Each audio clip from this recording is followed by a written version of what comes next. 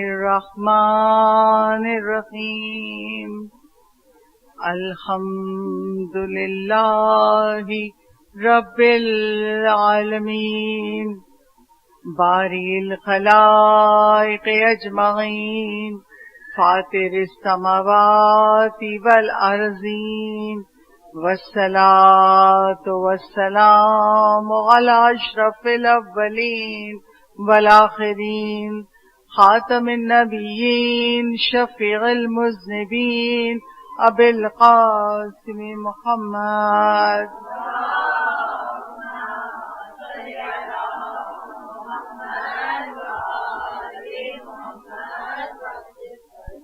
وعلى آلہ الطیبین الطاہرین المظلومین المعصومین ولعنۃ اللہ دائمۃ الباقیہ وعلى أعدائهم وقتلتهم أجمعين من الآن إلى قيام يوم الدين أما بعده فقد قال الله تبارك وتعالى في كتابه المجيد وفرقانه الحميد إنما يريد الله ليذهب عنكم الرجس اہل البیت ویطہرکم تطہیرا.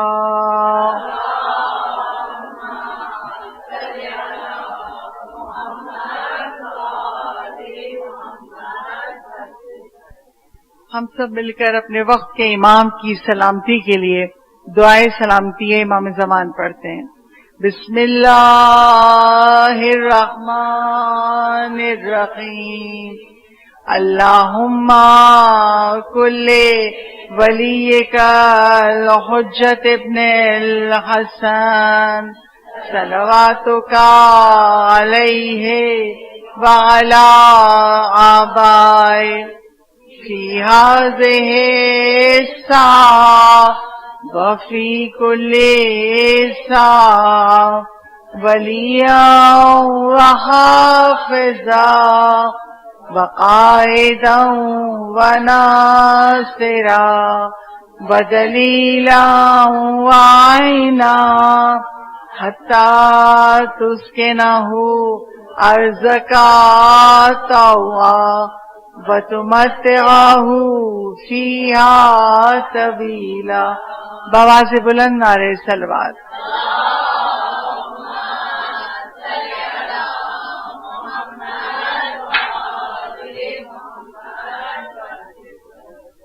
تمام تر تعریفیں اور تمام تر حمد و ثنا اس پالنے والی کے لیے جس نے اس کائنات کو خلق کیا. نور محمد و آل محمد سے یہ کائنات خلق ہوئی اور نور محمد و آل محمد کے ذریعے ہی ہم خدا سے توسل کرتے ہیں. خدا نے ہمارے دلوں میں محبت محمد و آل محمد کو ٹھہرا دیا. ہمارے قلب میں وہ محبت آل محمد ہے کہ جو ہمیں بے چین کرتی ہے اور ہمیں فرش عزا پہ لے آتی ہے تاکہ ہم ایک مظلوم کا پرسہ دے سکیں. ہم سب دعائے زہرا ہیں. کیسے؟ جب رسول ختمی مرتبت نے اپنی بیٹی کو امام حسین کی شہادت کی خبر سنائی تھی تو شہزادی بہت روئی تھی. شہزادی نے کہا تھا جب بابا آپ بھی نہیں ہوں گے، علی بھی نہیں ہوں گے، حسن مجتبیٰ بھی نہیں ہوں گے تو میرے بیٹے پہ روئے گا کون؟ اور رسول اسلام نے کہا تھا کہ پروردگار عالم ایک ایسی قوم کو پیدا کرے گا جس کے بچے تیرے بچوں کو روئیں گے، جس کی عورتیں تیری عورتوں کو روئیں گی، جس کے جوان تیرے جوانوں کو روئیں گے اور وہ تیرے بچے کا پرسہ دیں گے. تو بس عزیزانو ہم دعائے زہرا ہیں. کل ہم نے اعمال عاشور کیے. جب اعمال عاشور کیے تو ایک سوال مجھ سے اکثر کیا جاتا ہے کیا کہ ہم اعمال عاشور کرتے ہوئے نماز میں الحمد کے بعد سورہ احزاب اور سورہ منافقون پڑھتے ہیں. تو اکثر لوگ کہتے ہیں یہ اعمال عاشور کے دن دو سوروں کو اللہ نے کیوں فوقیت دی؟ معصومین نے کیوں کہا کہ یہ دو سورے پڑھے جائیں جب آپ عمل عاشور کرتے ہیں. 4 رکعت نماز ادا کرتے ہیں 2 رکعت کر کے, تو آپ آخری 2 رکعتوں میں 1 رکعت میں سورہ احزاب پڑھتے ہیں, 1 میں سورہ منافقون. علامہ ذیشان حیدر جوادی, خدا ان کو جنت میں ان کا بلند سے بلند مرتبہ کرے, اور ان کے مراتب کے لیے ایک مرتبہ صلوات بھیج دیجیے.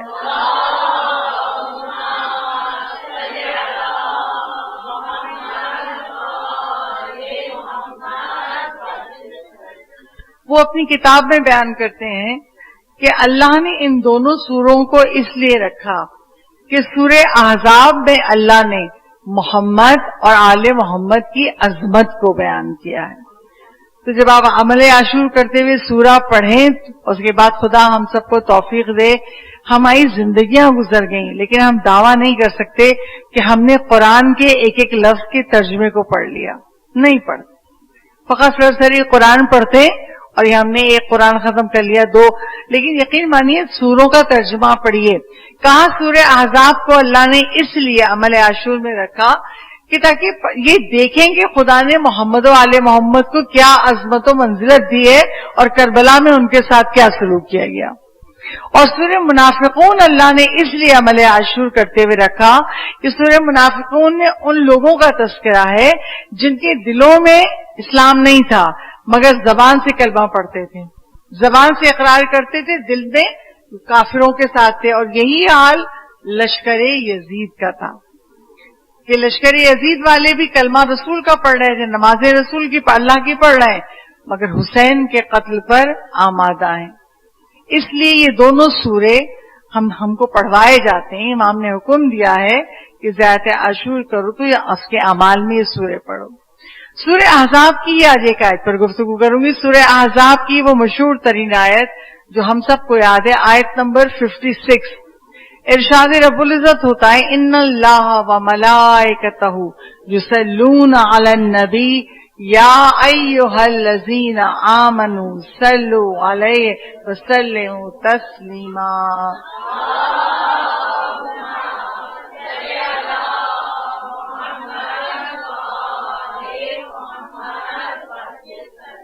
ترجمہ اس آیت کا یہ ہے کہ بے شک اللہ اور ملائکہ رسول ختمی مرتبت پر درود بھیجتے ہیں, صلوات بھیجتے ہیں. اے صاحبان ایمان تم بھی رسول پر صلوات بھیجو اور سلام کرو. حکم خدا گیا. اور یہ صلوات اتنی عجیب تر عظیم تر چیز ہے کہ ہم اگر سوچیں کہ خود آسانی سے پڑھ لیتے ہیں تو اہمیت نہیں ہے, مگر اس کی اتنی اہمیت ہے کہ علماء کہتے ہیں, عرفا کہتے ہیں, جب بھی تم پر مصیبتیں آ جائیں پڑھو, ضرور پڑھو, لیکن اگر کبھی مصیبتیں آ جائیں تو یہ پریشان نہ ہو, صلوات کی تعداد بڑھا دو. صلوات جتنا زیادہ پڑھو گے وہ سیلاب بن کے تمہاری مصیبتوں کو بہا لے جائے گا.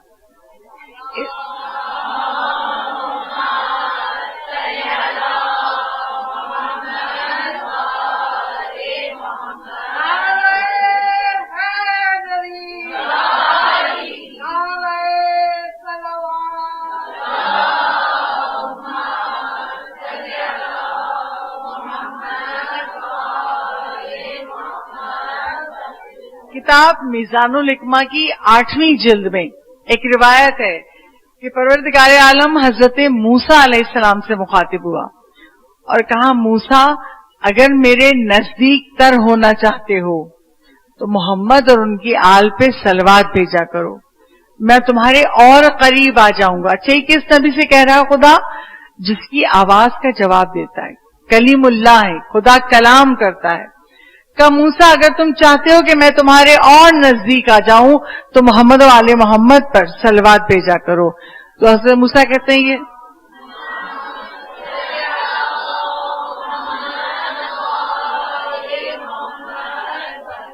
حضرت موسیٰ نے پوچھا یہ حضرت محمد کون ہے؟ کہا یہ نسل میں تمہاری ہیں مگر یہ آخری نبی ہوں گے, اور اگر ان کو پیدا کرنا مقصود نہ ہوتا میں تمہیں بھی پیدا نہ کرتا. یہ میری وہ ہستی سے میں محبوب کہتا ہوں. اچھا, تو حضرت محمد پہ صلوات بھیجی, خدا کے نزدیک آ گئے. اب اگلا سوال کیا جناب موسیٰ نے, بارے الہا تم مجھے محبوب رکھتا ہے, مجھ سے قریب ہے یا حضرت محمد سے؟ کہا حضرت محمد کا مرتبہ تم نہیں جانتے، اس کے فضائل کا اقرار کرو، اگر چاہتے ہو کہ خدا تمہارے رتبے کو بلند کر دے تو محمد و آل محمد کے فضائل کا اقرار کرو۔ اے موسیٰ تمہاری منزل تو یہ ہے کہ تم سے کلام کرتا ہوں، اس کی منزل یہ ہے کہ وہ میرا محبوب ہے۔ اے موسیٰ تمہاری منزل یہ ہے کہ تم کوہ طور تک ہو بس، لیکن محمد کی منزل یہ ہے کہ بہشت بری پہ مناجات کی ہے۔ صلوات بھیجیے بابا سے۔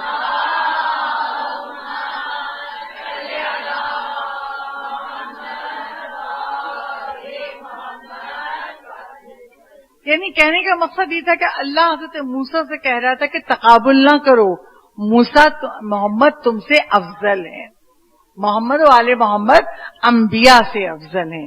اچھا، رسول پہ صلوات بھیجنے کا میں نے فائدہ آپ کے سامنے اس تشریح میں بھی بیان کیا ہے۔ آج ایک اور روایت آپ کے سامنے پیش کرتی ہوں۔ مولائے متقیان علی ابن ابی طالب علیہ السلام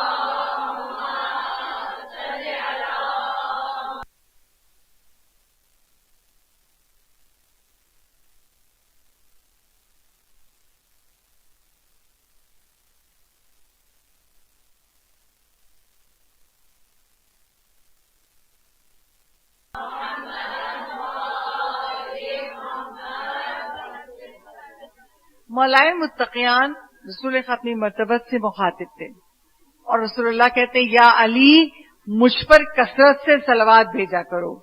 یہ پیغام صرف علی تک نہیں تھا، یہ پیغام ہم سب تک پہنچایا جا رہا تھا۔ کہا یا علی مجھ پہ کثرت سے صلوات بھیجو، تو مولا علی نے وہ سوال کر لیا، اگر نہ کرتے تو آج لوگ کہتے رسول نہیں ہے، صلوات بھیجنے کی کیا ضرورت ہے، زندہ تھے تو بھیجتے۔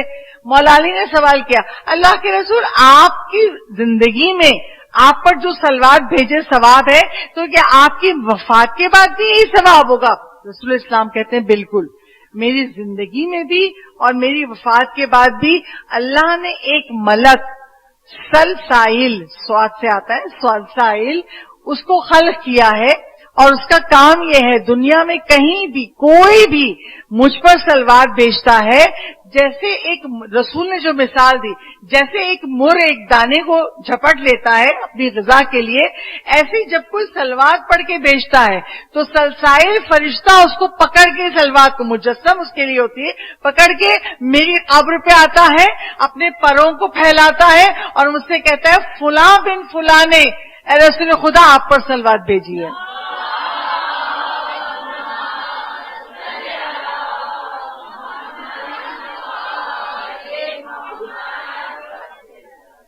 اور پھر رسول کہتے ہیں کہ ایک نور کے باری ورق پہ مشک سے یہ صلوات لکھی جاتی ہے، اور جو صلوات پڑھتا ہے اس کے نامہ اعمال میں 20,000 اس کے درجے بلند ہو جاتے ہیں، 20,000 نیکیوں کا ثواب ملتا ہے، اور 20,000 اس کے گناہ بخشے جاتے ہیں، فقط ایک صلوات۔ کبھی کبھی ہم سوچتے ہیں نا بس ایک سیکنڈ میں پڑھ لی، اور اس کا اتنا اجر و ثواب محسوس کیجئے۔ محمد و آل محمد پہ جب صلوات پڑھی جائے تو خدا کتنا اجر دیتا ہے۔ اچھا، اللہ آیت میں کہہ رہا ہے اللہ اور فرشتے رسول پر صلوات بھیجتے ہیں، اللہ کے صلوات بھیجنے کے معنی کیا ہیں؟ تو علماء تفسیر کہتے ہیں اللہ کے صلوات بھیجنے کا مطلب ہے اللہ کی طرف سے رحمتوں کا نزول، اور بندوں کی طرف سے صلوات، فرشتوں کی طرف سے صلوات کا مطلب یہ ہے محمد اور آل محمد پہ طلب رحمت کرنا، خدا ان پر اپنی رحمتیں نچھاور کر، یہ مطلب ہے اس آیت کا۔ امام حسین علیہ الصلوۃ والسلام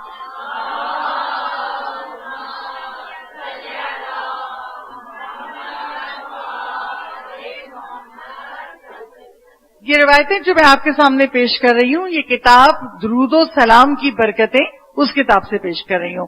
اسی کتاب میں کہ اللہ نے 1,00,000 فرشتے امام حسین کی شہادت سے لے کر ظہور آل محمد تک، قائم آل محمد جب ظہور کریں گے جب تک 1,00,000 فرشتے ہیں جو حسین علیہ السلام کے روضے پر ہیں اور حسین پر صلوات بھیجتے ہیں، اور جو زائرین امام حسین کے حرم میں آتے ہیں ان کے لیے دعا کرتے ہیں اور کہتے ہیں باراللہ زائر امام حسین کو خوش وقت قرار دے۔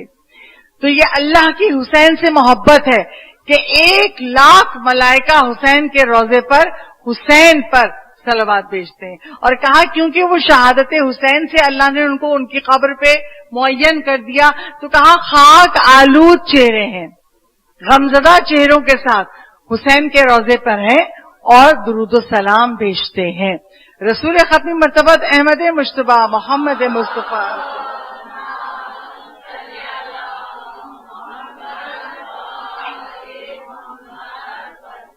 رسول ختمی مرتبت کہتے ہیں جنت کے دروازوں میں سے ایک دروازہ حسین ہے، جنت کے دروازوں میں سے ایک دروازہ. اور کہا حسین ایسا دروازہ ہے جو اس دروازے سے داخل ہوگا. مولا حسین اس کا نام چیک کریں گے کیسے؟ وہ دروازہ ہے ذاکروں کے لیے. اور رسول اسلام کہتے ہیں جنت کے دروازوں میں سے ایک دروازہ حسین کے نام پر ہے، اور جو حسین سے دشمنی رکھے گا وہ جنت تو کجا جنت کی خوشبو بھی نہیں سونگھ سکے گا. یعنی اللہ جنت تو دور کی بات ہے، جنت کی خوشبو کہتے ہیں 1,00,000 سال سے محسوس ہوتی ہے. اتنی معطر اور اتنی خوشبودار ہے جنت کہ آپ 1,00,000 سال کے فاصلے پر ہوں گے مگر آپ کو جنت کی خوشبو آئے گی انشاءاللہ. مگر جو آل محمد کا دشمن ہے، جو حسین ابن علی کا دشمن ہے، رسول کہتے ہیں اس کو اللہ جنت کی خوشبو بھی سونگھنے نہیں دے گا.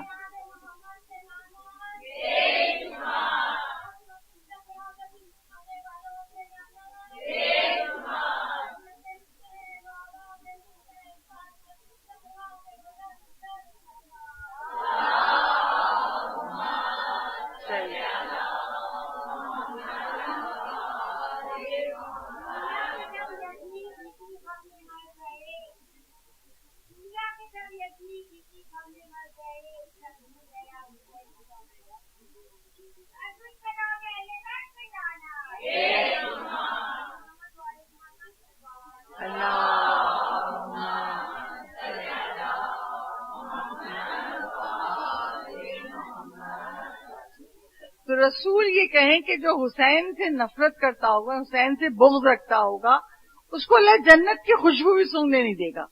کہاں جائے گا؟ جہنم میں. مگر ایسا لگتا ہے کہ عرض کربلا پر 61 ہجری میں شاید یزید کے لشکر میں کوئی قرآن کو سمجھ کے نہیں پڑھ رہا تھا. کہنے کو نمازی تھے، اول وقت کے نمازی ہیں اور قرآن پڑھنے والے، رسول کا کلمہ پڑھنے والے، مگر شاید انہوں نے رسول کی اس حدیث کو نہیں سنا اور قرآن کی آیتوں کو نہیں پڑھا. قرآن کی آیت سورہ آراف، اور سورہ آراف کی آیت نمبر 179، اس میں پروردگار عالم کہہ رہا ہے لہم قلوب لا یفقہون بہا، لہم اعین لا یبصرون بہا، لہم اذن لا یسمعون بہا، اولئک کالانعام بل ہم اضل. کیا کہا خدا نے؟ ان کو قلب دیے یہ سمجھتے نہیں ہیں، ان کو کان دیے یہ سنتے نہیں ہیں، ان کو آنکھیں دیں یہ دیکھتے نہیں ہیں. یہ سب کے سب جانور ہیں، بلکہ یہ جانور سے بھی بدتر ہیں. یہ آیت کا ترجمہ ہے. اولئک هم الغافلون، یہی لوگ ہیں جو غافل ہیں. اور میدان کربلا میں کیا ہوا تھا؟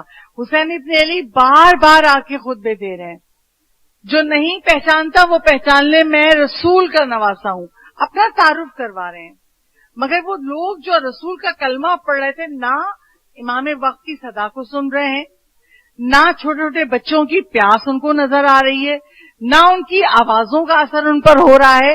کیوں؟ خدا کہہ رہے ہیں یہی لوگ جانور سے بدتر ہے اور غافل ہیں. اور اتنے شقی ہیں کہ 6 مہینے کے علی اصغر کا گردن میں اس طرح سے چیت کیا کہ نہر ہو گیا علی اصغر. عباس کی لاش کے ٹکڑے کر دیے، قاسم کو پامال کر دیا، علی اکبر کے کلیجے میں برچھی لگی.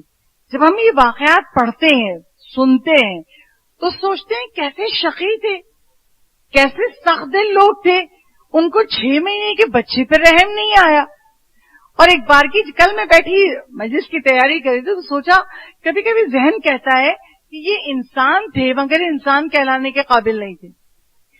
کردار اتنا پست ہو چکا تھا، دل اتنا سخت ہو چکا تھا کہ 6 مہینے کا بچہ بھی لے کر آئے حسین تو اس پر بھی رحم نہیں ہے. اور روایتوں میں نے ایک روایت ممبر کے ذاکر کے منہ سے سنی تھی کہ ایک شخص ایران میں تھا اور شدید سردی تھی، بچے کو لے کے وہ گاڑی میں سفر پہ تھا، وہ اس کی بیوی اور بچہ، راستے میں گاڑی خراب ہو گئی، اب کیا کریں، گاڑی سٹارٹ ہی نہیں ہو رہی اور شدید سردی ہے باہر، کوشش کرتا رہا، جب گاڑی سٹارٹ نہیں ہوئی تو گاڑی کو چھوڑ کے باہر آیا، ہاتھوں پہ اپنے بچے کو لیا، اپنی بیوی سے کہا تم گاڑی میں بیٹھو، میں بچے کو لے کے کھڑا ہوتا ہوں، شاید کسی کو رحم آ جائے، رات کا وقت ہے۔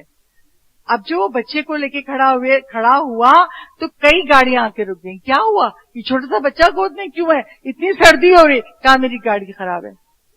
ان لوگ کوئی آگے بڑھا، اچھا ہم ٹھیک کرتے، کسی نے پیٹرول دیا کہ چلو ہم کرتے، اس وقت اس کی آنکھوں میں آنسو آئے۔ میں اپنے بچے کو لے کر کھڑا ہوا تو آتی ہوئی گاڑیاں رک گئیں، میرا امام اپنے چھوٹے سے بچے کو لے کے کھڑا ہوا اور اپنی اس بچے کی پیاس کو بتا رہا ہے، امام بچے کو نازِ کربلا پہ لٹا دیا، مگر اتنے سخت دل لوگ تھے، کسی کا دل نہیں پسیجا، اور امام نے آواز دے کے کہا کہ اسلام تو پانی پلانے کا حکم دیتا ہے، کیا تم میں کوئی مسلمان نہیں ہے؟ اور جب کوئی نہ آئے تو امام نے کہا تم میں کوئی صاحب اولاد بھی نہیں ہے، یعنی امام کے جملے نے بتا دیا انتہائی شقی لوگ تھے، وہ انسان کہلانے کے قابل نہیں تھے۔ ایک بار کی میرے ذہن میں خیال پیدا ہوا، ہم امام زمانہ کے منتظر ہیں، خدا جب چاہے گا جب ظہور ہوگا، ہم اور آپ کو منتظر امام بن کے رہنا ہے، نہ جانے کون سی ساتھ ہماری سانسیں بند ہو جائے اور ہم قبر پہنچ جائے، مگر جب تک ہم زندہ ہیں منتظر امام بن کر رہنا ہے۔ تو جیسے کربلا میں یزیدیوں کا دل سخت ہو گیا تھا، خدا نہ کرے کبھی ہمارا دل اتنا سخت نہ ہو جائے کہ ہمارے سامنے امام زمانہ ہو، خطاب کر رہے ہوں اور امام کے کلام کا اثر نہ ہو۔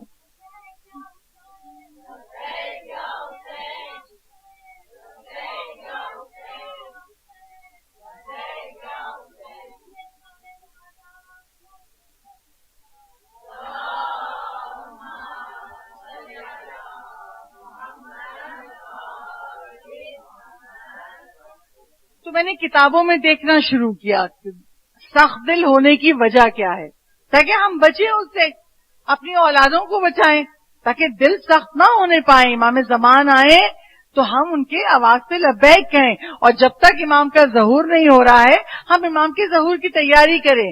کتاب میزان الحکمہ کی 8ویں جلد میں روایت ملی مجھے، وہ روایت کیا تھی، مولائے متقیان علی ابن ابی طالب علیہ السلام،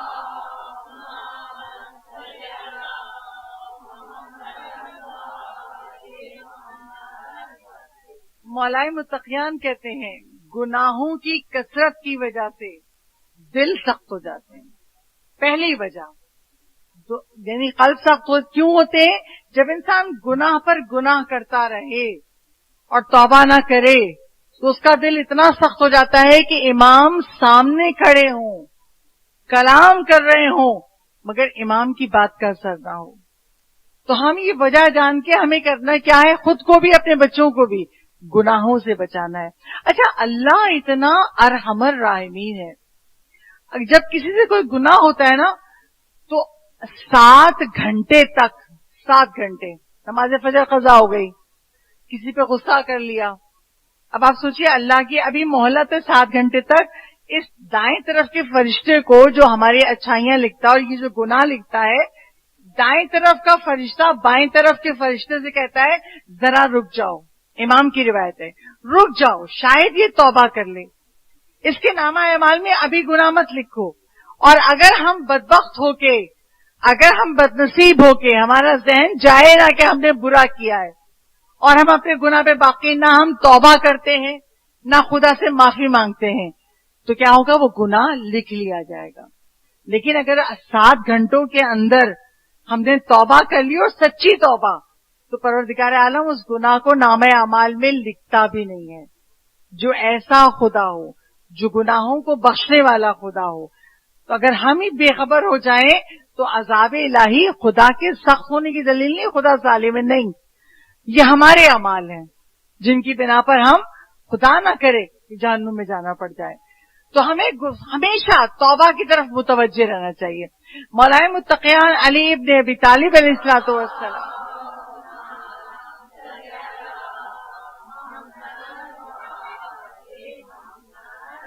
مولا متقیان کہتے ہیں میں اس مومن کے نامہ اعمال کو بڑی خوشی سے دیکھتا ہوں جس کے نامہ اعمال میں ہر گناہ کے بعد ایک استغفار ہو. یعنی گناہ ہو گیا، ہم کہتے ہیں نا معصوم نہیں ہے، ہاں نہیں ہے، خطا ہو جائے تو توبہ واجب فوری ہے. بے حس نہ بنے، اتنے بے حس نہ ہو جائیں کہ اپنے گناہ کا احساس نہ ہو. گناہ کا احساس ہو، فوری توبہ کیجیے تاکہ یہ گناہ بخشا جائے. اور دوسرا طریقہ کیا ہے گناہوں سے بچنے کا؟ ہم سے بہت سارے گناہ ہو گئے، کچھ تو ہمیں یاد بھی نہیں ہے. آج ہم سے کوئی پوچھے بچپن سے اب تک 9 سال کی عمر میں ہم بالغ ہو گئے، 9 سال کے بعد ہمارے ہر عمل پہ اللہ کی گرفت ہے. آج ہم سے کوئی پوچھے 9 سال کی عمر سے لے کے اب تک کے گناہ آپ کو یاد ہیں؟ نہیں یاد ہیں، کسی کو بھی یاد نہیں. ہمیں نیکیاں تو یاد ہوتی ہیں مگر ہم گناہ بھول جاتے ہیں. تو اب کیا کریں، ہمیں تو اپنے گناہوں کی تعداد بھی نہیں معلوم. آپ سوچئے کس کس نے آپ کا دل دکھایا ہے. یہ تو کر سکتے ہیں نا، یہ تو ہمیں بڑی اچھی طرح یاد ہے. اللہ کیا اس کو سزا دلوائیں گے، جناب سیدہ سے اس کو ڈانٹ پڑوائیں گے، کبھی معاف نہیں کریں گے، بچوں سے کہہ جائیں گے تعلق چھوڑ دیجیے. جو ہمارا دل دکھائے وہ ہمیں یاد رہتا ہے. تو آپ سوچئے مصلی عبادت پر نماز پڑھ لینے کے بعد کس کس کی تکلیف کی وجہ سے آپ کا دل دکھا ہے، آپ اس کو معاف کر دیجئے. خدا آپ کے 10 گنا زیادہ، اگر آپ نے 70 گناہوں کو معاف کیا، 70 ایسے گناہ گاروں کو معاف کیا یاد کر کے، 70,000 آپ کے گناہ خدا بخش دے گا. اور یہ گناہ ہی ہیں جو آج دنیا میں ہمیں امام زمان کی زیارت نہیں مل رہی، امام زمان کا ظہور نہیں ہو رہا. اور یہ گناہ ہی ہوں گے جو ہمیں بہشت سے روکیں گے. اور کتابوں میں لکھا ہے، روایت کتاب کشکول زیدی کی، ایک شخص جس کے یہاں 6 مہینے سے گوشت نہیں پکا تھا، دال سبزی پہ گزارا تھا اور بڑی محنت مزدوری کرتا تھا مگر اتنے پیسے نہیں ملتے تھے. 6 مہینے کے بعد ایک دن وہ مرغی کا گوشت لایا. آج سالن بنے گا، بچوں نے بھی نہیں کھایا ہے، 6 مہینے سے ہم دال سبزی پہ ہیں، بچے بھی کھائیں گے. جب ایک گوشت لا کے بیوی کو دیا، کھانا پکاتے ہوئے بیوی سے نمک تیز ہو گیا. اور پتہ بھی کب چلا جب دسترخوان پہ لگا دیا. جب سب کھانا کھانے بیٹھ گئے، لقمہ منہ میں ڈالا تو پتہ یہ چلا کہ نمک تیز ہے. اب شوہر کو غصہ آیا. 6 مہینے بعد یہ توفیق ملی کہ میں گوشت گھر لا سکوں، اور اس عورت نے اس میں بھی نمک تیز ڈال دیا. اچھا، اس سے پہلے کہ وہ اپنی بیوی پہ غصہ کرے، اچھا یہ سب کے گھروں کی کہانی ہے، سب کے گھروں کی کہانی. ایسا کبھی نہیں ہوتا کہ کسی عورت سے پوری زندگی کھانے میں نمک تیز نہ ہو جاتا ہے، نادانستگی میں ہو جاتا ہے، سب کے ساتھ ہوتا ہے. اچھا، اس کے شوہر کو غصہ آیا مگر ایک لمحے کو سوچا اگر میں، یہ تو خدا کی بندی تو یہ بھی ہے نا، اگر میں خدا کی خاطر خدا کی اس بندی کا یہ قصور معاف کر دوں تو پروردگار عالم مجھ سے راضی ہو جائے گا. کھانا رزق سامنے رکھا ہے اور یہ نیکی کا خیال آیا. اس نے خاموشی سے کھانا کھا لیا، بیوی کو کچھ نہیں کہا. کچھ عرصے کے بعد وقت گزرا، اس کا انتقال ہو گیا. خواب میں آیا اپنے ایک دوست نے کہا تم اتنے اچھے حال میں کیسے ہو؟ کہا کہ ہاں میں گناہ گار تھا اور جب خدا نے میرے نامہ اعمال کو میرے سامنے رکھا تو مجھے لگا میں بچ نہیں سکتا، مجھے جہنم میں ڈالا جائے گا. مگر جب میرے جہنم میں ڈالنے کا فیصلہ ہوا، پروردگار عالم نے کہا میں تجھے اس ایک عمل کی بنا پہ بخشا ہوں، تو نے جو اس دن اپنی بیوی پہ غصہ نہیں کیا تھا، اسے میری بندی سمجھ کے میری رضا کے لیے معاف کر دیا تھا، آج میں تجھے معاف کر دیتا ہوں. صلوات بھیجیے.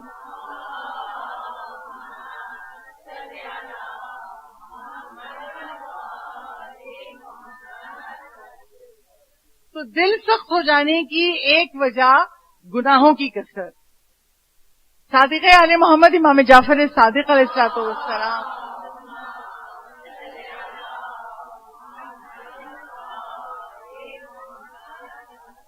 چھٹے امام کہتے ہیں جب بھی ہم سے کوئی گناہ ہوتا ہے اس کا ایک دھبا، ایک ڈاٹ ہمارے دل پہ آ جاتا ہے اور ہماری روح نجس ہو جاتی ہے.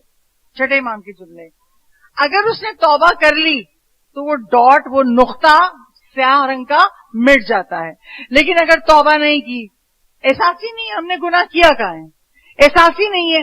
پھر کیا ہوگا؟ گناہ پہ گناہ کرتے کرتے وہ دل کی سیاہی بڑھنا شروع ہوتی ہے اور انسان کا دل سیاہ ہو جاتا ہے، وہ شقی القلب ہو جاتا ہے. کوئی سختی، یعنی اتنا دل سخت ہو گیا کہ کسی بات کی نرمی کا اثر ہی نہیں ہوتا. دیکھیے جو رونا ہے نا، غم حسین میں ہو یا کسی کی مصیبت پر ہو، نعمت ہے. کچھ لوگ کہتے ہیں کہ مصائب سن کے بھی آنکھوں میں آنسو نہیں آ پاتے.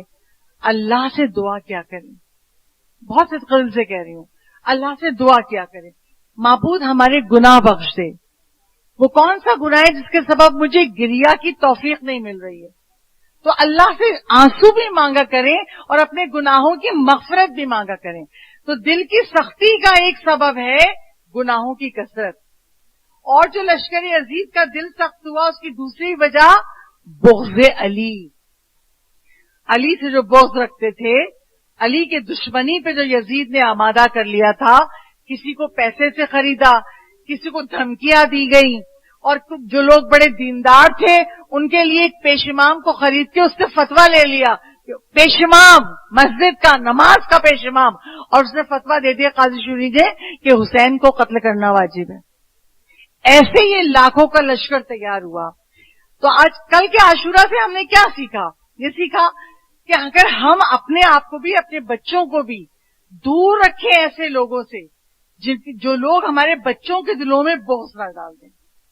کیونکہ اگر خدا نہ کرے بغض آ گیا تو پھر یقین جانیے کہ پھر گناہ پر گناہ ہوں گے اور دل سخت ہو جائے گا. اور سب سے زیادہ فریضہ ہم ماؤں کا ہے. باپ تو گھر سے باہر کمانے میں لگا ہوا ہوتا ہے، بچے کی تربیت میں زیادہ ہاتھ ماں کا ہے. ہم یہ سوچیں کہ ہم مجالس میں چلے جائیں، بچوں کو کیا ضرورت ہے، بچے گھر میں بیٹھے شور کرتے ہیں یہ، اور گھر میں بھی ڈانٹ ڈپٹ نہیں.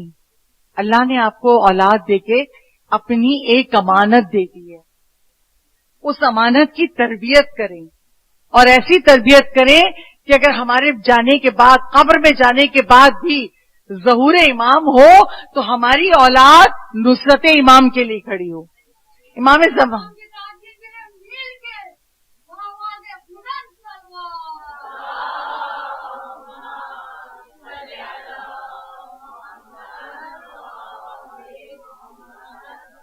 لیکن اگر ہم دنیا میں غافل رہے، لڑکا یا لڑکی جوان ہو گئے اور ایسے لوگوں سے تعلقات قائم کر رہے ہیں جو بغض علی رکھتے ہیں. بہت ساری مائیں میرے پاس آتی، میرا بڑا دل دکھتا ہے. کیوں؟ اب جب غیر شیعہ مذہب میں شادی کر لی اور جب بچے پیدا ہوئے تو اب پریشان ہے کہ ہماری تو نسل برباد ہو گئی، نسل عمل نہیں کری. اب وہ دکھ دیکھیے، جتنی محبت انسان اپنی اولاد سے کرتا ہے نا، اس سے زیادہ محبت اولاد کی اولاد سے کرتا ہے. یہ فطرت انسانی ہے. دادیاں جو ہم لوگوں کو پیار کرتی تھی، نانیاں، وہ وجہ کیا تھی؟ اپنی اولاد سے زیادہ ہمیں چاہتی تھی. اب جب نسل بگڑنے کا ہو، حسین کو کیا جواب دیں گے؟ کیا جواب دیں گے حسین کو؟ وجہ کیا ہے؟ جب ایک ماں نے اپنی تربیت پر بھروسہ نہیں کیا، خدا سے مانگتی، تربیت کرتی، تو آج جوانی میں یہ مرحلہ نہیں آتا. تو ہم سب کو متوجہ ہونا ہے، بغض علی ہماری نسلوں سے دور رہے، ایسے لوگوں سے ہمارے بچے دور رہیں، تاکہ ہمارے بچے محبت حسین پہ پلے اور مولا حسین کی بات سن کر عمل بھی کریں.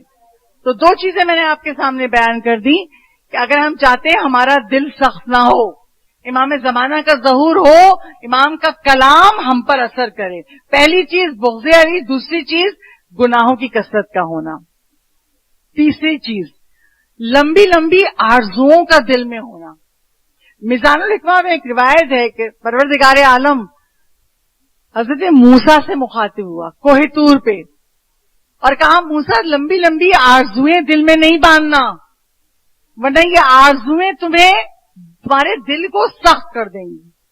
یہ نبی کو نصیحت نہیں ہو رہی، نبی تو ہے ایسا، دل نرم رکھتا ہے.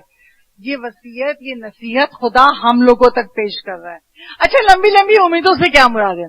اتنے پیسے جمع ہو جائیں گے تو یہ کر لیں گے، یہ ہو جائے گا تو یہ کر لیں گے، ہمارے بچے بڑے ہو گئے تو یہ برسوں کی امیدیں باندھنا، کل کا پتہ نہیں ہے، کل کا دن بھی زندگی میں ہے یا نہیں. اس کرونا نے تو بہت کچھ سکھا دیا. بچے نظروں کے سامنے سے چلے گئے، جوان مر گئے، اور ہم کس امید پہ بیٹھے ہیں کہ ہم بڑھاپے تک رہیں گے، اتنا ہم اب پیسے جمع کر لیں گے، اتنا بینک بیلنس ہو جائے گا اور ہم یہ کر لیں گے وہ کر لیں گے۔ میں نے اس دنیا میں یہاں تک دیکھا ہے کہ لوگ اب بڑھاپے تک کافی بینک بیلنس جمع کر لیتے ہیں۔ کیوں جمع کیا؟ تاکہ ہم پہ کوئی برا وقت آئے تو ہمیں اپنی اولاد کا محتاج بھی نہ ہونا پڑے۔ اچھا، لیکن اگر سگے رشتہ داروں میں، اولادوں میں بھی، سگے رشتہ داروں میں بھی کوئی مستحق ہے تو اس تک پیسہ نہیں پہنچائیں گے۔ کیوں؟ یہ تو ہم نے اپنے بڑھاپے کے لیے جمع کیا ہے تاکہ ہمیں کسی کے سامنے مانگنا نہ پڑے۔ ایمان تو ہے، یقین کہاں گیا؟ اگر آج ہم کسی کی مدد کریں گے تو کیا خدا ہمیں کسی کی مدد کا محتاج رکھے گا؟ ایمان کہاں گیا؟ یقین کہاں گیا؟ اگر آج ہم نے کسی ایک کی بھی مدد کر دی تو اللہ ہمیں ساری زندگی کسی کا محتاج ہونے نہیں دے گا۔ مگر لوگ ایمان تو رکھتے ہیں، مگر میں نے ایسے کتنے بوڑھے ماں باپ کو دیکھا، سگی اولاد پریشان ہے، بیٹی پریشان ہے، یہ بیٹا پریشان ہے، نہیں کرتے پیسے۔ آپ اس کو دے دیں، وہ جوان ہے، اس تکلیف سے نکل جائے، نہیں، ہم نے بڑی مشکل سے جمع کیا ہے۔ کیوں؟ یقین ہے۔ اس لیے کہتے ہیں مولا ایمان تو پھر بھی لوگوں تک پہنچ گیا، یقین بہت کم ہے لوگوں کے پاس، اور ہمیں نہیں پتا کہ ہم ایمان کی کس سیڑھی پر ہیں۔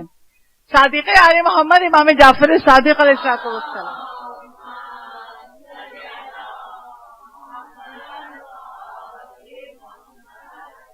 یہ حدیث میں نے آج سے کوئی میرا خیال ہے شاید 37-38 سال پہلے اپنے استاد سے سنی تھی، اور انہوں نے اس طرح سمجھائی تھی کہ آج تک یاد ہے۔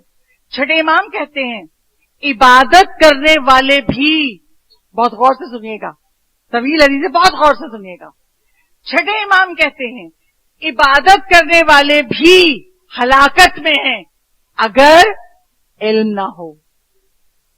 عبادت کرے، فلاں میسج آ گیا واٹس ایپ پہ، فلاں میسج آ، میں اب ممبر سے میں وہ نام نہیں لے سکتی کہ شیعہ عورتیں اپنے واٹس ایپ پہ اس کو فارورڈ کرتی ہیں، اور وہ جو میسج فارورڈ ہوتا ہے وہ کسی غیر شیعہ لوگ ہیں جن کا ایک گروپ ہے، اور وہ ہم جیسی نادان عورتوں کو گمراہ کرنے کے لیے گیا آتا ہے۔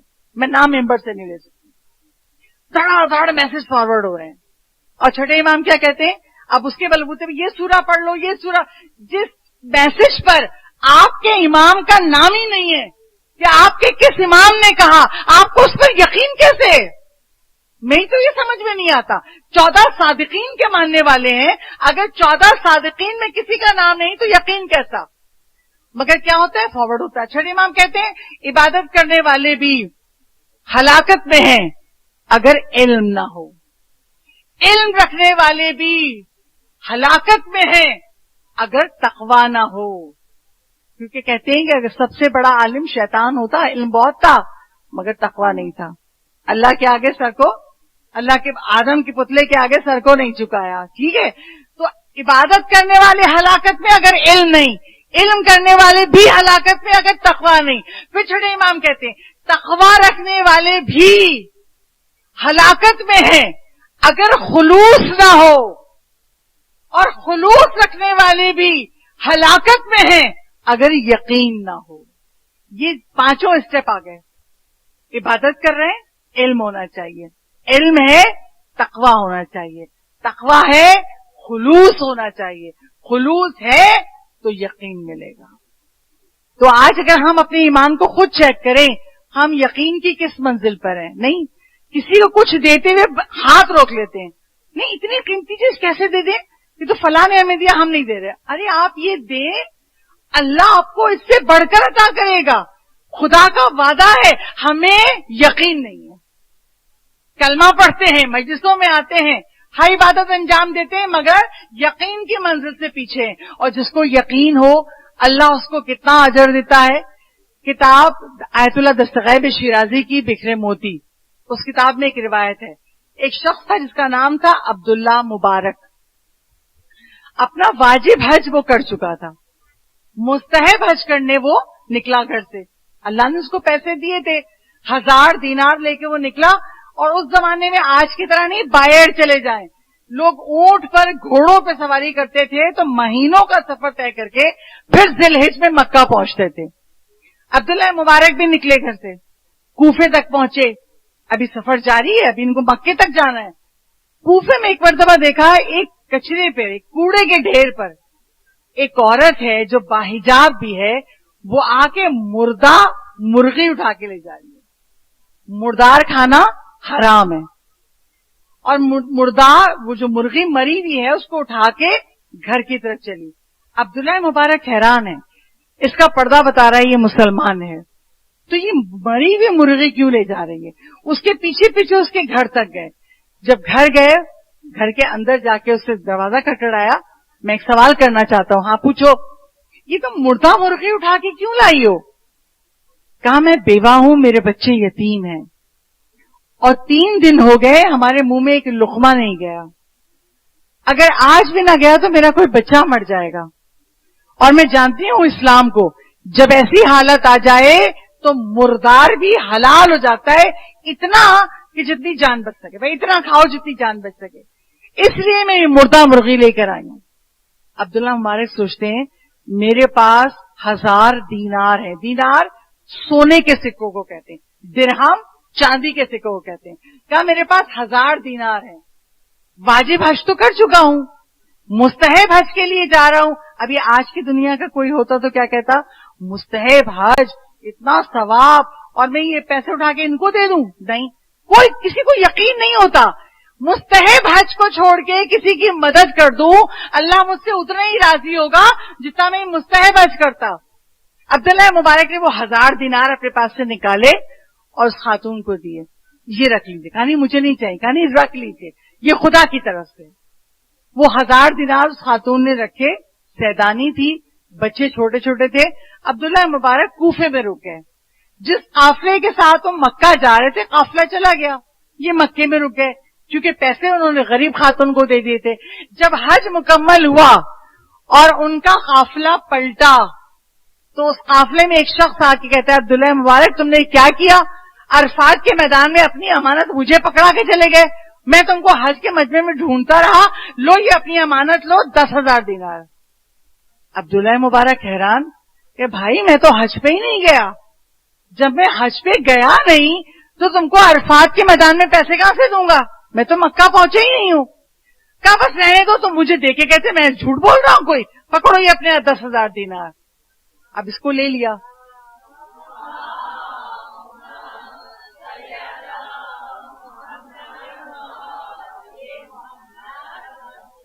کہا یہ اپنی امانت رکھو اور مجھے اپنی امانت سے خلاصی کرو. اچھا وہ تو چلا گیا. عبداللہ مبارک نے نماز مصلی بچھایا اور نماز پڑھ کے گریا شروع کیا. باری اللہ یہ کس کے پیسے مجھے دے گیا, تو جانتا ہے میں تو حج پر گیا ہی نہیں. بہت گریا کیا, کس کی امانت مجھے پکڑا کے چلا گیا ہے. بہت روئے. جب سوئے ہیں تو رات کو خواب میں رسول ختم مرتبت احمد مجتبی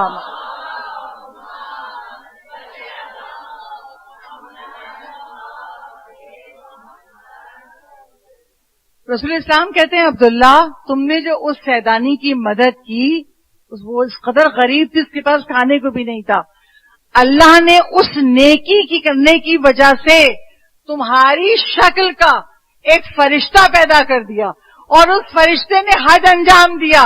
اس حج کا ثواب تمہارے نامہ اعمال میں, اور قیامت تک وہ فرشتہ حج کرتا رہے گا, اس کا ثواب تمہارے نامہ اعمال میں آتا رہے گا. اور یہ 10,000 دینار تم کو اس لیے ملے کہ اللہ قرآن میں کہتا ہے ایک نیکی کا 10 گنا دیتا ہوں. تم نے 1000 دینار دیے تھے, اللہ نے 10,000 دینار تم کو اس فرشتے کے ذریعے پلٹا دیے. صلوات پڑھ دیجیے بابا سے.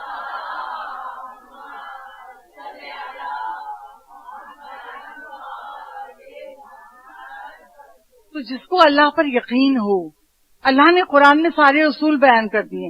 میں ایک نیکی کا 10 گنا دیتا ہوں. اللہ ہمارے دلوں کو یقین آ جائے کہ ہم راہ خدا میں نیکیاں کرتے ہوئے ہچکچائیں نہ, قدم نہ ہٹائیں.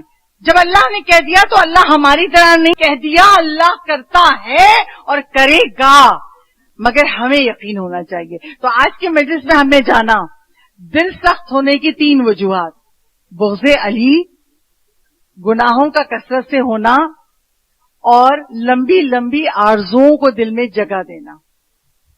لمبی لمبی آرزوؤں کو دل میں جگہ دے گا، دنیا سے محبت ہو جائے گی. یہاں سے پیسہ گھسیٹ کے بچا لوں، وہاں سے پیسے سے محبت ہو جائے گی. محبت والدین سے کرو، اولاد سے کرو. یہ پیسہ جسٹ لائک ٹشو پیپر تمہیں استعمال کے لیے دیا گیا ہے. ہم استعمال کی چیزوں سے محبت کرتے ہیں اور جن سے محبت کرنا چاہیے ان کو استعمال کرتے ہیں. اچھا، اگر کسی کا دل سخت ہو جائے، خدا نہ کرے، دل میں اس فرش اعضاء کے صدقے میں ہم نے جانا، ہاں ہمارے دل میں دولت کی محبت آ گئی ہے، ہاں ہم گناہ پر گناہ کرتے ہیں، توبہ نہیں کرتے، دل کی سختی کیسے دور ہوگی؟ رسول ختم مرتبت احمد مجتبی محمد مصطفیٰ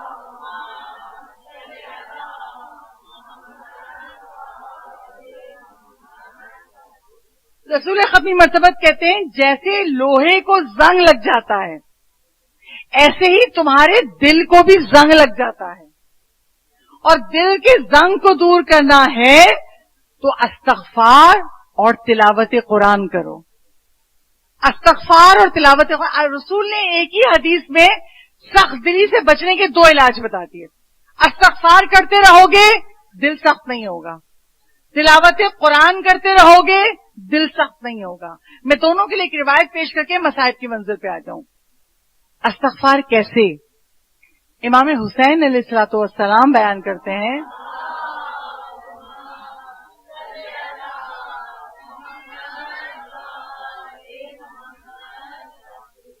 امام حسین کہتے ہیں ایک دن میں اور میرے بابا علی مرتضی ہم خانہ کعبہ کے پاس حرم میں تھے.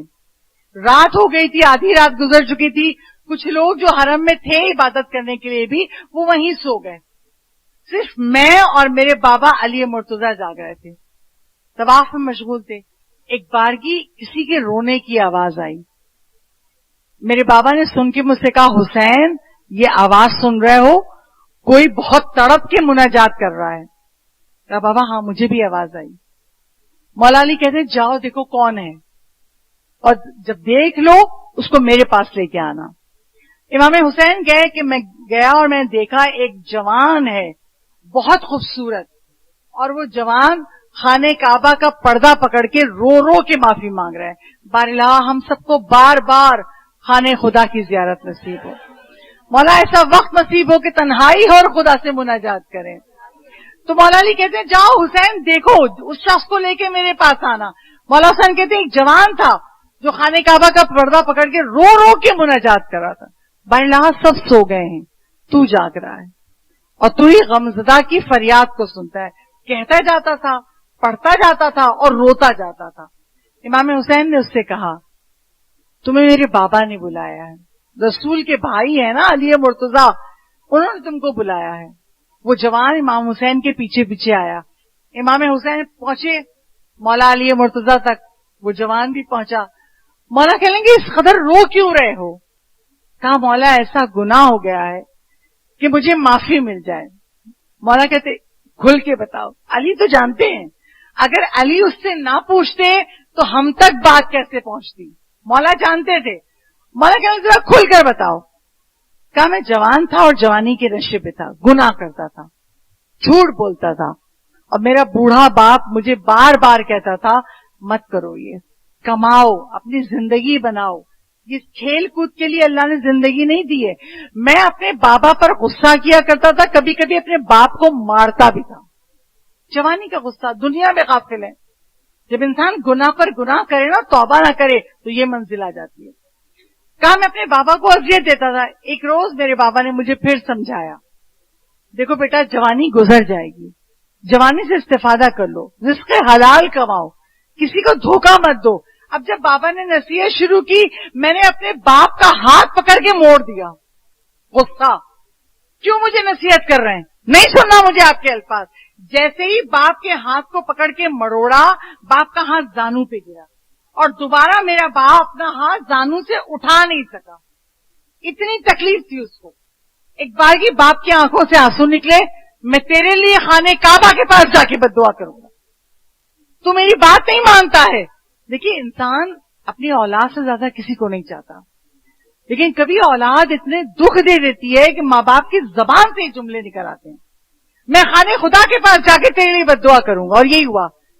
وہ گئے خانہ خدا. جب وہاں پہنچے خانہ کعبہ کا پردہ پکڑ کے کہا باراللہ میرا بیٹا میری بات نہیں سنتا، مجھے مارتا ہے اور مجھے اذیت دیتا ہے، پروردگار اس کے جسم کے ایک حصے پہ فالج کر دے، اس کو پتا تو چلے جو یہ اذیت دیتا ہے، جو گناہ کرتا ہے۔ ابھی باپ کی دعا پوری نہیں ہونے پائی تھی کہ اس جوان کا پورا ایک سائڈ پیرالائز ہو گیا، فالج کا اثر ہو گیا، اور اس جوان نے چادر ہٹا کے مولا علی کو دکھایا۔ مولا علی دیکھتے آدھا جسم سوکھ گیا ہے اور آدھا جسم جو ہے وہ صحیح ہے۔ کہا جب میرا یہ حال ہو گیا، پیرالائز ہو گیا، تو میں نے اپنے باپ کے پاس گیا، بابا مجھے معاف کر دیں، بابا مجھے معاف نہ کریں، میں تم کو بہت سمجھایا تھا، تم پر اثر نہیں ہوا۔ جب بہت کہا میں نے اپنے باپ سے، پھر باپ ہے نا، کہا اچھا میں معاف کروں گا، مگر پھر خانے خدا کے پاس جا کر تمہارے لیے دعا کروں گا، کیونکہ میں نے تمہیں بددعا خانے خدا کے پاس دی تھی۔ باپ کو اونٹ پہ سوار کرایا، اپنے ساتھ لے کے چلا، میں ساتھ لے کے جاؤں گا خانہ کعبہ کے پاس، بابا میرے لیے دعا کریں گے، میرا جسم ٹھیک ہو جائے گا۔ باپ کو لے کے جا رہا تھا، ایک بارگی اونٹ کسی بات پہ بھڑکا، اور جو بھڑک کے اس کا پاؤں ہلا تو باپ اونٹ سے گرا، نیچے پتھر تھے، سر لگا، باپ ختم ہو گیا، راستے میں ہی باپ کا انتقال ہو گیا۔ اب کیا کرے، کیسے جائے؟ باپ اگر دعا کرتا تو ہو جاتا۔ مولا علی سے کہتا ہے میری باپ کے وفات سے آج تک میں خانہ کعبہ کے دروازے پہ کھڑا ہوں، پردہ پکڑ کے رو رو کے مانگتا ہوں خدا مجھے معاف کر دے، خدا مجھے معاف کر دے، مجھ سے بہت بڑی خطا ہو گئی۔ مولا علی کہتے ہیں مت گھبراؤ، خدا معاف کر دے گا، تم نے خطا کی ہے اسی لیے سزا ملی، مگر خدا ہے جو، اور تم نے توبہ کر لی ہے، تمہاری توبہ اگر سچی ہے تو خدا تمہیں معاف کر دے گا۔ مولا کہتے ہیں میں تمہیں ایک دعا بتاتا ہوں۔ مولا نے وہ دعا بتائی، کہا مجھے یہ دعا رسول اللہ نے دی تھی اور میں آج تم کو دے رہا ہوں، جاؤ کل رات یہ دعا رات میں 10 مرتبہ پڑھنا اور صبح میرے پاس آنا۔ امام حسین کہتے ہیں بابا نے دعا تو دے دی، دعا لے کے وہ شخص بڑا خوش۔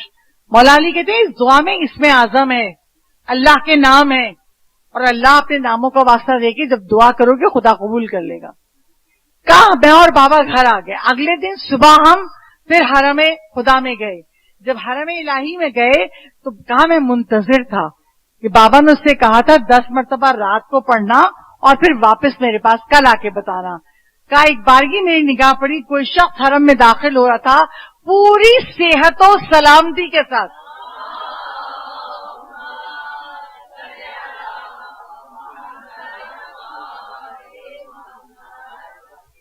اور وہ دعا کیا تھی؟ وہ دعائے مشلول۔ آج ہم سب کے گھروں میں وظائف الابرار میں ہے، بڑی بڑی مصیبتیں پڑ جائیں تو ہم لوگ بڑے پریشان ہوتے ہیں، کوئی بڑا تعویذ مل جائے، کوئی بڑی دعا مل جائے، ہم ان کتابوں کو نہیں کھولتے۔ گھر میں وظائف الابرار تو ہے نا، گھر میں صحیفہ سجادیہ تو ہے نا، گھر میں مفاتیح الجنہ تو ہے نا، ہم اپنی مصیبتوں کا حل ان دعاؤں میں کیوں نہیں تلاش کرتے؟ اور اسی دعائے مشلول نے اس گناہگار کی توبہ قبول کروا دی۔ تو اگر چاہتے ہو کہ دل سخت نہ ہو، روزانہ استغفار کرو، اور نماز عصر کی تعقیبات میں ہے 70 مرتبہ استغفر اللہ و اتوب الیہ پڑھنا، اور ایک چھوٹی سی دعا ہے 5 سے 6 لائنوں کی، جو وہ پڑھتا ہے، جو میں نے کتاب میں دیکھی روایت، جو وہ پڑھتا ہے، کتاب سمرات الحیات کی روایت ہے، اللہ اس کے گناہوں کا پرچہ پھاڑ دیتا ہے، نامہ اعمال میں گناہ مٹا دیتا ہے، پاک و طاہر ہو گیا۔ عصر کی نماز پڑھ کر استغفار پڑھ کے، اور استغفار ایسے نہیں استغفر اللہ و اتوب الیہ دماغ کہیں اور چل رہا، نہیں، اپنے گناہوں کو شمار کرو، آج کے گناہ، کل کے گناہ، 3-4 دن کے گناہ تو یاد ہوں گے نا، معصوم تو ہم ہیں نہیں کہ ہم سے گناہ نہ ہو۔ اپنے گناہوں کو شمار کر کے جب توبہ کرو گے تو خدا توبہ قبول کر لیتا ہے۔ اور اسی طرح تلاوت قرآن کریں گے تو پروردگار عالم توبہ قبول کرے گا۔ مصائب کی منزل آ گئی، انشاءاللہ کل کی مجلس میں روایت کو مکمل کر دوں گی۔ آج ایک چیز آپ نے سیکھی کہ سخت دلی کو دور کرنا ہے تو ہمیں توبہ کا سہارا لینا ہوگا، اور توبہ وہ اہم چیز ہے جس کے ذریعے حسین نے حور کو حور علیہ السلام بنا دیا۔ آج تک ہم سب شہدائے کربلا پہ سلام کرتے ہیں، ان میں حر بھی شامل ہے، مگر جس نے حر کو حر علیہ السلام بنایا اسے پیاسا شہید کر دیا۔ عزیزارو 11 محرم ہے آج، ہم تو بڑے سکون سے آ گئے عزا خانوں میں، مگر جب 11 محرم کا دن کربلا کے بن میں طلوع ہوا تھا، شہیدوں کے سر کاٹ کے رات کو ہی عمر سعد ملعون نے کوفہ بھیج دیا تھا، ابن زیاد کے دربار میں لے جاؤ۔ بے سر کی لاشیں کربلا کے مقتل میں پڑی تھی۔ جب صبح ہوئی، بیویاں جلے ہوئے خیمے کی راکھ پہ بیٹھی ہیں۔ ایک بارگی شمر ملعون آتا ہے اور بی بی زینب سے مخاطب کر کے کہتا ہے، ہماری قیدی ہو، اب یہاں سے لشکر موو کرے گا، یہاں سے لشکر خروج کرے گا اور تم کو بھی ہم اپنے ساتھ لے جائیں گے قیدی بنا کے۔ اونٹ لائے گئے۔ عزیزارو کیسے اونٹ تھے؟ جن پہ کجاوا نہیں تھا، یعنی بیٹھنے والے کو دھوپ بھی لگ رہی ہے اور اونٹ چلتے ہوئے تکلیف بھی ہو رہی ہے۔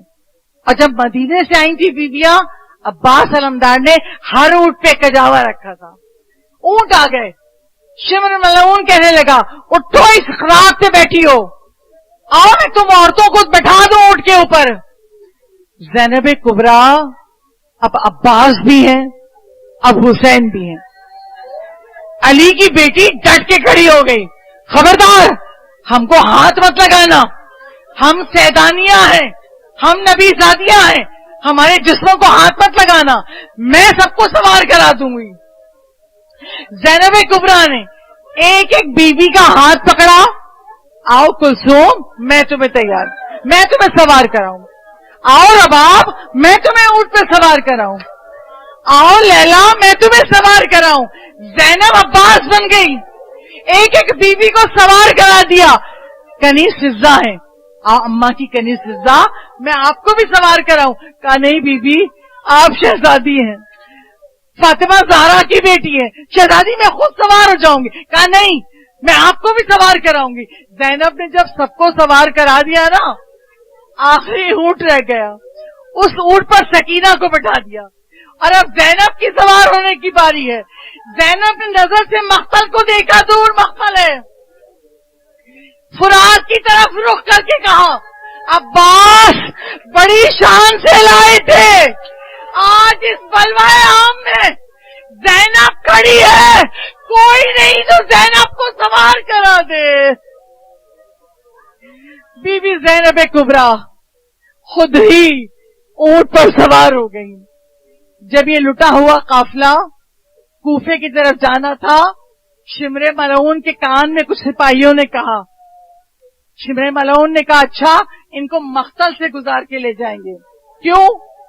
اپنے عزیزوں کے، اپنے بیٹوں کی، اپنے بھائیوں کی سرکٹی لاشوں کو دیکھیں گی۔ جب مقتل سے گزارا ہے، ہر بی بی نے اپنے وارث کی لاش کو دیکھا، اونٹ سے گرا دیا۔ بیویاں وارثوں کی لاش سے لپٹ کے رو رہی تھی، مگر ایک بیوی کا جملہ میں بڑی مشکلوں سے بیان کروں گی۔ بی بی زینب کبریٰ جن کی شادی میں یہ شرط رکھی گئی تھی کہ 24 گھنٹے ایسے نہیں گزر سکتے کہ زینب حسین کو نہ دیکھیں، زینب حسین کی زیارت کے بغیر زندہ نہیں رہ سکتی۔ جب وہی زینب کربلا کے مقتل میں حسین کی لاش پر آئی، وہ لاش پتھروں سے، تیروں سے، نیزوں سے، ٹوٹی ہوئی تلواروں سے، پتھروں سے ڈھک گئی تھی۔ فاطمہ کا لال بہت مظلوم ہے۔ زینب نے پتھر ہٹائے، ہاتھوں سے نیزے ہٹائے، اور جب ایک لاش دیکھی جس کو پامال کر دیا گیا ہے، سر بھی نہیں ہے جس پر، ایک بارگی کہتی ہے انتا اخی، کیا تو ہی میرا بھائی حسین ہے؟ حسین کی لاش اتنی پامال تھی کہ زینب کو یہ پوچھنا پڑا کیا تو ہی میرا بھائی حسین ہے؟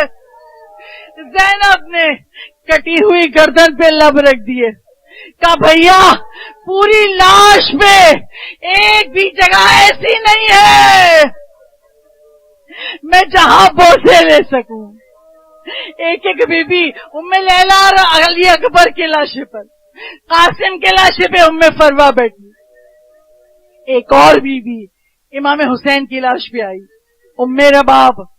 ام رباب نے طواف کیا امام حسین کی لاش کا اسی 11 محرم کو، اور طواف کرتے ہوئے کہا مولا آپ کی لاش تپتی ہوئی دھوپ میں پڑی ہے، مولا چادر ہوتی تو کفن دے دیتی، مولا ہاتھ بھی بندھے ہوئے ہیں، مگر مولا ایک وعدہ کر کے جا رہی ہوں، جب تک زندہ رہوں گی کبھی سائے میں نہیں بیٹھوں گی. میرے والی کی لاش دھوپ میں پڑی ہے. بیویوں کو دوبارہ زینب کبریٰ نے اونٹ پہ سوار کرایا. اب جو قافلہ چلا تو شمر ملعون قریب آیا، کہا تم میں سے کون ہے جو حسین کی چہیتی بیٹی ہے؟ اب بابا نہیں رہے، اب سکینہ پہ مصیبت کے دن شروع ہو گئے، اور بابا وصیت کر کے گئے تھے سکینہ صبر کرنا. سکینہ نے کیسے صبر کیا؟ شمر ملعون کہتا ہے کہاں ہے سکینہ جو باپ کی بہت چہیتی تھی، باپ کے سینے پہ سوتی تھی؟ بیویوں نے کہا زینب کبریٰ کی آغوش میں سکینہ بیٹھی ہے. شمر ملعون گیا، سکینہ کو اٹھایا، ایک الگ اونٹ پہ بٹھایا. سکینہ ہاتھ جوڑ کے کہتی ہے چچا مجھے بچا لو، چچا میں گر جاؤں گی، پھوپھی مجھے بچا لو، اماں مجھے بچا لو، میں گر جاؤں گی، میں اکیلے نہیں بیٹھ سکتی. شمر ملعون نے یہ آوازیں سنی، رسی منگوائی اور معصوم سکینہ کو، حسین کی چہیتی سکینہ کو اونٹ کی پشت پہ لٹا کے رسی سے باندھ دیا. یہ سکینہ کی پہلی مصیبت ہے. وہ سینہ جو باپ کے سینے پہ رہتا تھا اب اونٹ سے باندھ دیا گیا. اونٹ دوڑائے گئے، اونٹ کے کوہان کی رگڑ سے سکینہ کا سینہ چلنی ہو گیا، اونٹ کی پشت پہ خون لگایا، خون بہنے لگا. سکینہ کہتی ہے بابا آج یتیمی سمجھ میں آئی. ارے بابا آپ نہ رہے تو سکینہ کا سینہ چلنی ہو گیا. یا فاطمہ زہرا خون بہ رہا تھا، سکینہ کے سینے سے پرسہ قبول کیجئے، زینب کی بے ردائی کا پرسہ قبول کیجئے، چھوٹے چھوٹے یتیم بچوں کی یتیمی کا پرسہ قبول کیجئے.